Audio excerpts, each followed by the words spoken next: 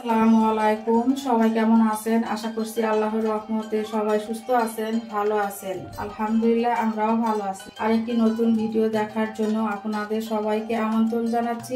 আশা করছি পুরোটা ভিডিও জুড়ে আমার সাথেই থাকবেন। আজকে আমি নিয়ে এসেছি খুবই মজার লাউ শাক ভাজি।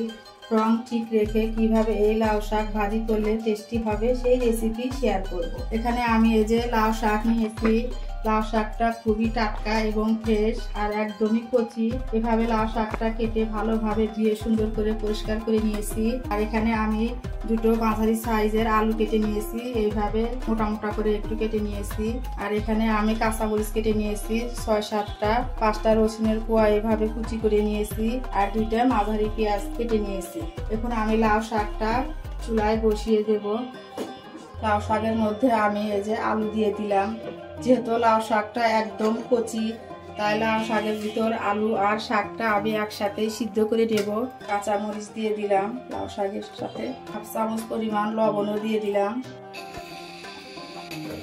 লাউ শাক ভিতর থেকে দেখেন কত পানি বের হয়ে গিয়েছে।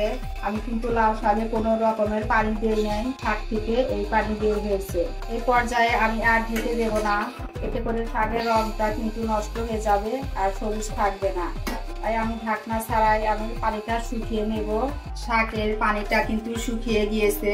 এখন আমি শাকটা নামিয়ে নেব। নামিয়ে শাকটা তেলে দিব। শাকের কালারটা কিন্তু খুবই সবুজ আছে, দেখতেই পাচ্ছেন। এইভাবে শাক সিদ্ধ করে নিলে শাকটা কিন্তু সবুজ থাকবে।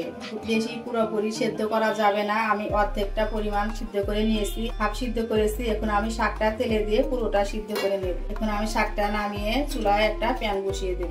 চুলায় আমি ফ্রাই প্যান বসিয়ে দিয়েছি আর পরিমাণ মতো তেল দিয়েছি। তেলটা গরম হয়ে গিয়েছে। এখন আমি 2টো শুকনো মরিচ এভাবে টুকরো করে নিয়েছি।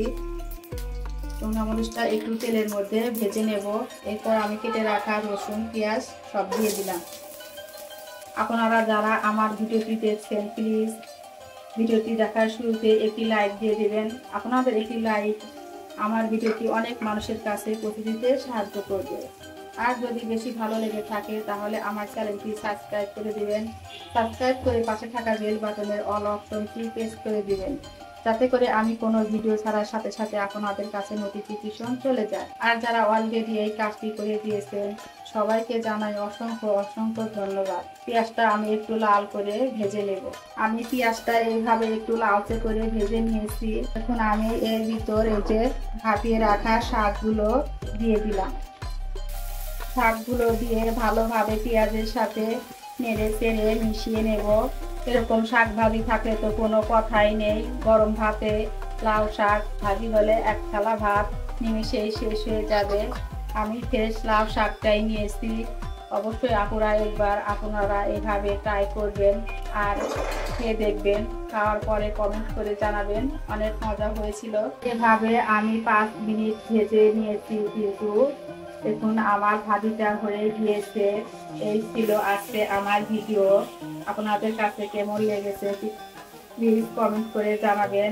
আর যদি ভিডিওটা ভালো লেগে থাকে তাহলে প্লিজ আরেকটি লাইক দিয়ে দিবেন। শাকটা ভাজি হয়ে গিয়েছে। আমি 5 মিনিট শাকটা ভেজে নিয়েছি কিন্তু দেখুন আমার শাক ভাজিটা একদম হয়ে গিয়েছে। আমার ভিডিওটি আপনাদের কাছে কেমন লেগেছে প্লিজ কমেন্ট করে জানাবেন।